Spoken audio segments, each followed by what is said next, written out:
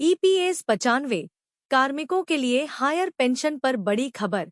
55,000 तक पेंशन, 25 लाख तक arrear EPFO ने रोका। ईपीएस 95 हायर पेंशन योजना के तहत कर्मचारियों को अधिकतम 55,000 रुपये पेंशन मिलने की उम्मीद है, लेकिन विवादों और प्रक्रियागत रुकावटों के कारण कई कर्मचारियों को पेंशन नहीं मिल पा रही है। सुप्रीम कोर्ट की गाइडलाइन के आधार पर समाधान की आवश्यकता है। EPS 95 higher pension, EPS 95 higher pension का मामला वर्तमान में काफी चर्चा में है। कर्मचारी पेंशन योजना 1995, एम्प्लॉयज पेंशन स्कीम 1995 के तहत कर्मचारी भविष्य निधि संगठन ईपीएफओ से उच्च पेंशन मिलने की संभावना है, जिससे लाखों कर्मचारियों की उम्मीदें जुड़ी हुई हैं। पेंशन गणना और बाधाएं। वर्तमान गणना के अनुसार अधिकतम 55,000 रुपये तक की पेंशन प्राप्त हो सकती है। हालांकि steel authority of India limited समेत कई सार्वजनिक क्षेत्र की इकाइयों पीएसयू की पेंशन रोक दी गई है। भिलाई स्टील प्लांट के अधिकारियों और कर्मचारियों ने ज्वाइंट ऑप्शन फॉर्म जमा कर पैसा ईपीएफओ के खाते में ट्रांसफर कर दिया था, लेकिन पीएफ ट्रस्ट के विवाद के कारण दिल्ली से ईपीएफओ को आदेश मिला और पूरी प्रक्रिया रोक दी गई। जिन लोगों ने पैसा जमा कराया था, उन्हें उनका पैसा वापस कर दिया गया। भिलाई स्टील प्लांट के कर्मचारियों की स्थिति। भिलाई स्टील प्लांट के एक जनरल मैनेजर को हायर पेंशन के लिए लगभग 45 लाख रुपए जमा करने हैं। उनकी पेंशन करीब 55,000 रुपए बन रही है, लेकिन फिलहाल वे हायर पेंशन के इंतजार में हैं। 2015 से 16 में रिटायर हुए कर्मचारियों की पेंशन 36,000 रुपए के आसपास है।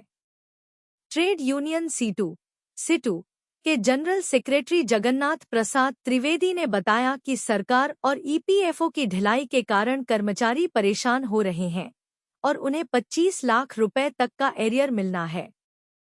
सुप्रीम कोर्ट की गाइडलाइन और जरूरी सुधार।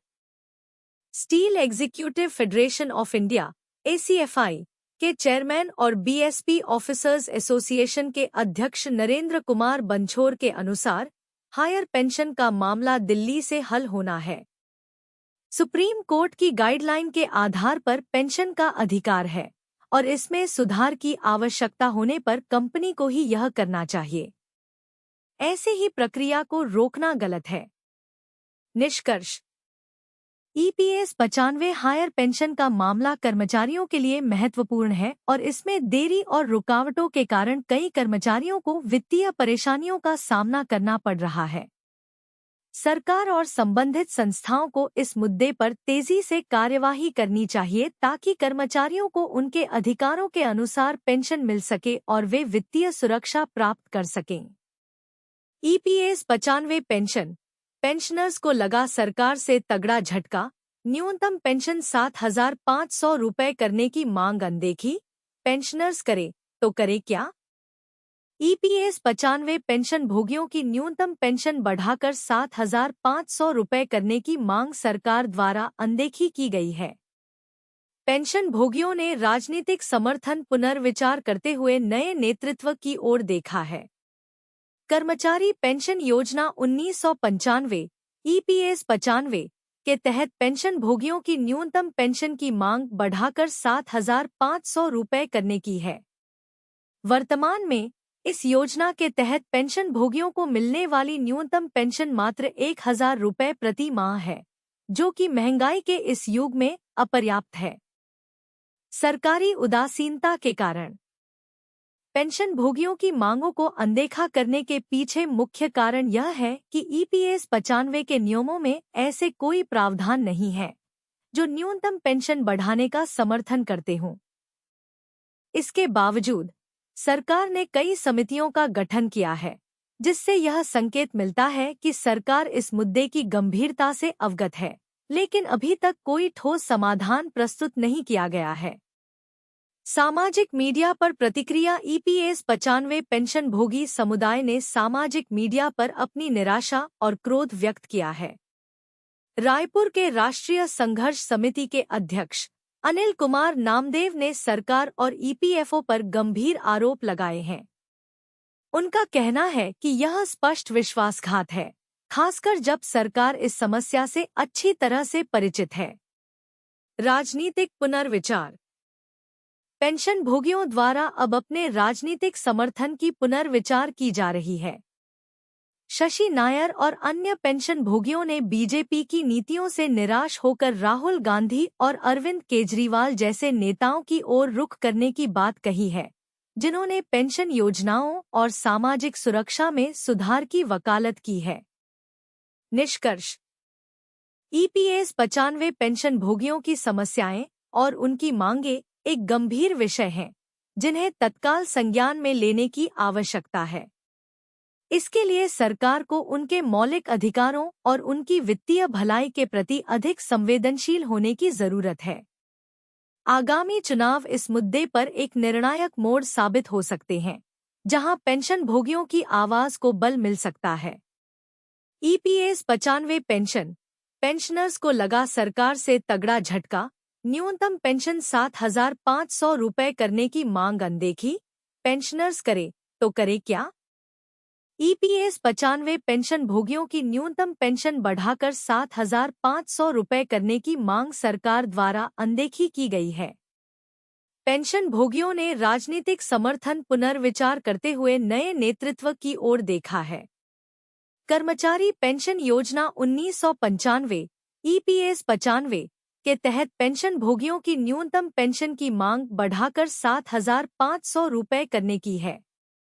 वर्तमान में इस योजना के तहत पेंशन भोगियों को मिलने वाली न्यूनतम पेंशन मात्र 1,000 रुपये प्रति माह है, जो कि महंगाई के इस युग में अपर्याप्त है।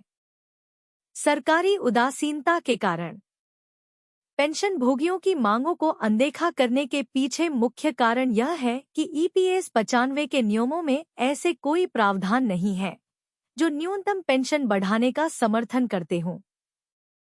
इसके बावजूद सरकार ने कई समितियों का गठन किया है, जिससे यह संकेत मिलता है कि सरकार इस मुद्दे की गंभीरता से अवगत है, लेकिन अभी तक कोई ठोस समाधान प्रस्तुत नहीं किया गया है।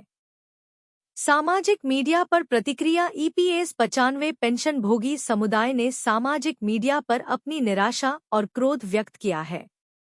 रायपुर के राष्ट्रीय संघर्ष समिति के अध्यक्ष अनिल कुमार नामदेव ने सरकार और ईपीएफओ पर गंभीर आरोप लगाए हैं। उनका कहना है कि यह स्पष्ट विश्वासघात है, खासकर जब सरकार इस समस्या से अच्छी तरह से परिचित है। राजनीतिक पुनर्विचार। पेंशन भोगियों द्वारा अब अपने राजनीतिक समर्थन की पुनर्विचार की जा रही है। शशि नायर और अन्य पेंशन भोगियों ने बीजेपी की नीतियों से निराश होकर राहुल गांधी और अरविंद केजरीवाल जैसे नेताओं की ओर रुख करने की बात कही है, जिन्होंने पेंशन योजनाओं और सामाजिक सुरक्षा में सुधार की वकालत की है। निष्कर्ष। ईपीएस 95 पेंशन भोगियों की समस्याएं और उनकी मांगें एक गंभीर विषय हैं, जिन्हें तत्काल संज्ञान में लेने की आवश्यकता है। इसके लिए सरकार को उनके मौलिक अधिकारों और उनकी वित्तीय भलाई के प्रति अधिक संवेदनशील होने की जरूरत है। आगामी चुनाव इस मुद्दे पर एक निर्णायक मोड़ साबित हो सकते हैं, जहां पेंशन भोगियों की आवाज को बल मिल सकता है। EPS 95 pension. अयोध्या के बाद बद्रीनाथ में भाजपा की हार का श्रेय भी पेंशन भोगियों ने लिया। केंद्र सरकार पर आरोप है कि अनदेखा करके पेंशनर्स को बेरहमी से गरीब बना दिया। सूचना जी न्यूज छत्तीसगढ़। ईपीएस 95 न्यूनतम पेंशन 1,000 रुपये को बढ़ाकर 7,500 रुपये नहीं करने का गुस्सा बढ़ता जा रहा है। 7 राज्यों में हुए उपचुनाव में भाजपा को मिली करारी हार का श्रेय भी पेंशन भोगियों ने ले लिया है। सोशल मीडिया पर पेंशनर्स गौतम चक्रवर्ती ने भड़ास निकाली और पीएम मोदी तक को चेतावनी दे दी है। कर्मचारी भविष्य निधि संगठन ईपीएफओ के साथ ही बीजेपी पीएम मोदी पर पेंशनर्स ने मन की बात लिखी है।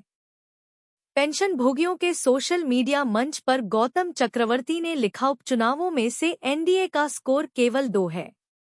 यह गठबंधन टूट रहा है।